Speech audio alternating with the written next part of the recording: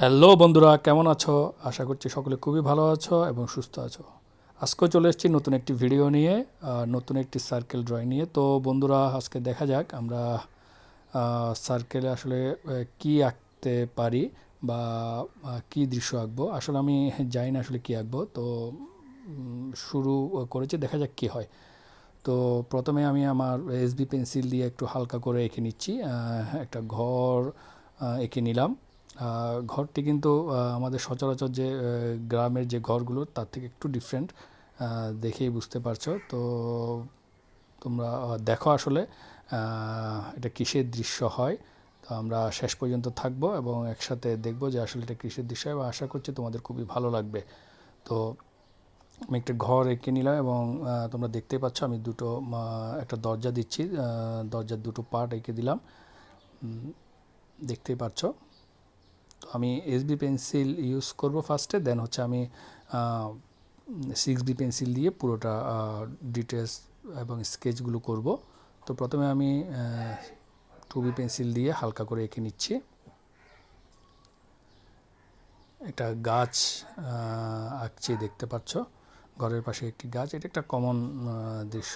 আসলে গাছের নিচে সাধারণত গ্রামীণ ঘরগুলো বা ঘরগুলো হয়ে থাকে। এটা দেখতে আসলে খুবই ভালো লাগে।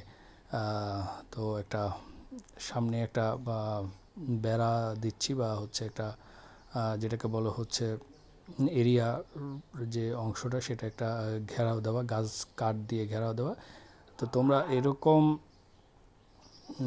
দৃশ্যগুলো দেখো, এটা খুবই সুন্দর। তোমার হয়তো দেখে মনে হচ্ছে একটা পাহাড়ি দৃশ্য, আসলে এটা পাহাড়ি দৃশ্য না, তোমরা দেখলেই বুঝতে পারবে। তো আমি হালকা করে একটা রাস্তা ড্র করলাম,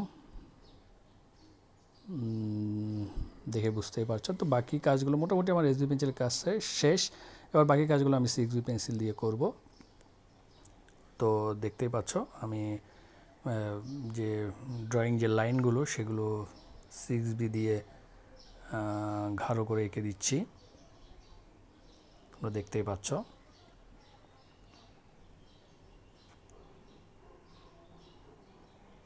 আশা করছি তোমাদের ভালোই লাগছে। দেখো আমি হালকা হালকা করে স্কেচ করে দিলাম। এরপর আমি কিছু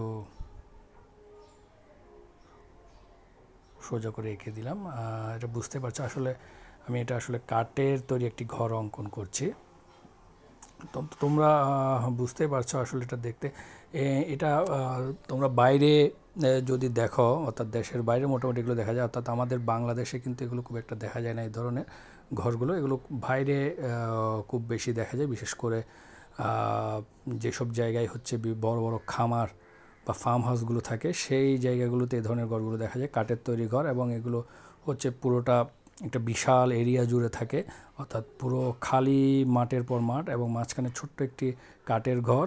এবং সেই জায়গায় হচ্ছে ফার্ম হাউসটি, যেখানে হচ্ছে গরু, ভেড়া, বিভিন্ন ধরনের পশু পালন করে থাকে তারা।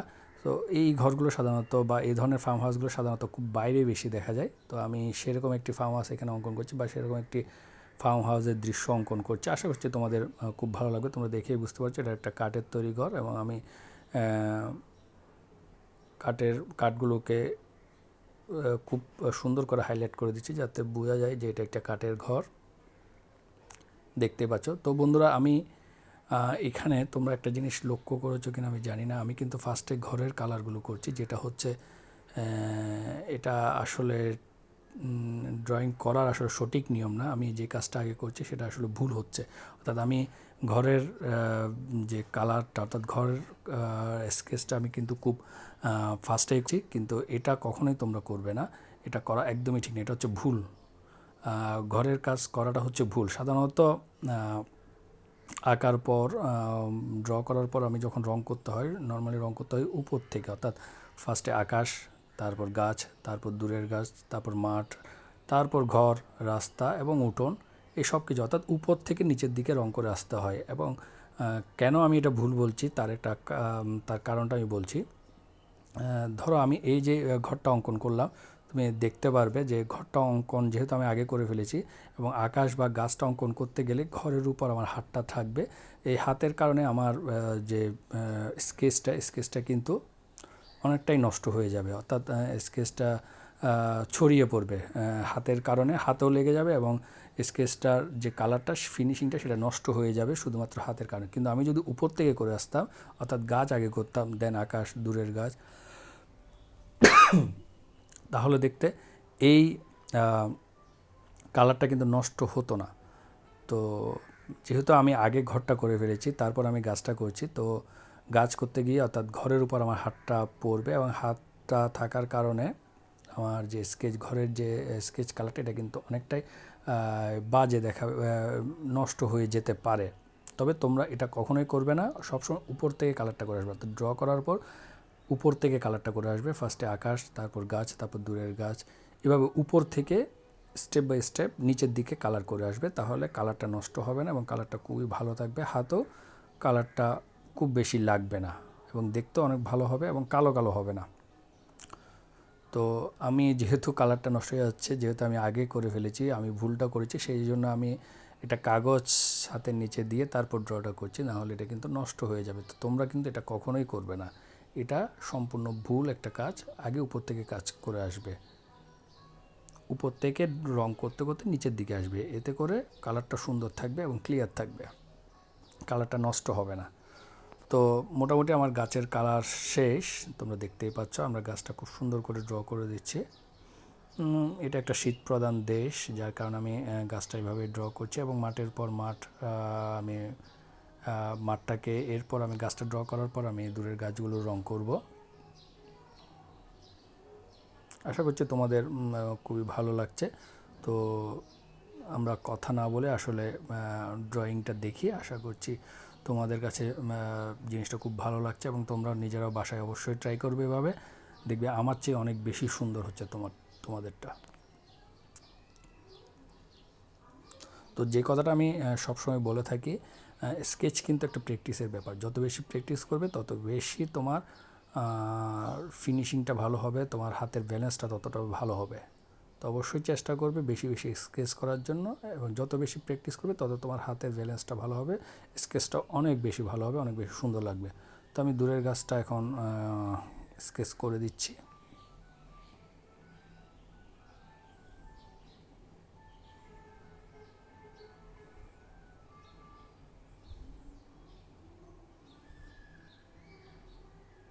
দেখো দূরের গাছটা করার পর কতটা সুন্দর লাগছে।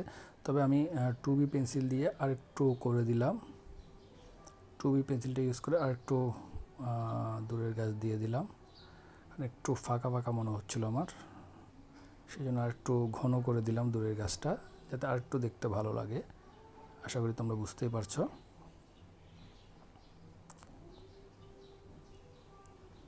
এরপর আমি এই যে খালি যে মাঠ, যেখানে আসলে ফার্ম হাউস যারা করে তাদের এই ধরনের বিশাল খালি মাঠের মাঝখানে একটা ফার্ম হাউসটা করে এবং চারদিকে ঘাসের জমি থাকে, যেখানে গরু, ভেড়া, এই ধরনের গৃহপালিত পশুগুলোকে তারা লালন পালন করে থাকে।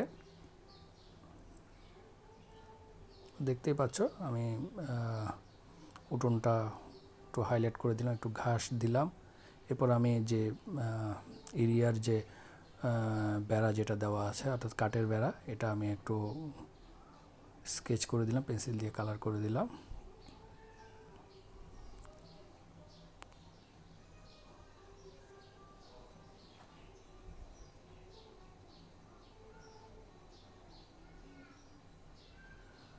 এরপর আমি বেড়ার অংশ থেকে আমি আর একটু স্কেচ করে দিলাম, যাতে রাস্তাটা একদম ক্লিয়ার বোঝা যায়।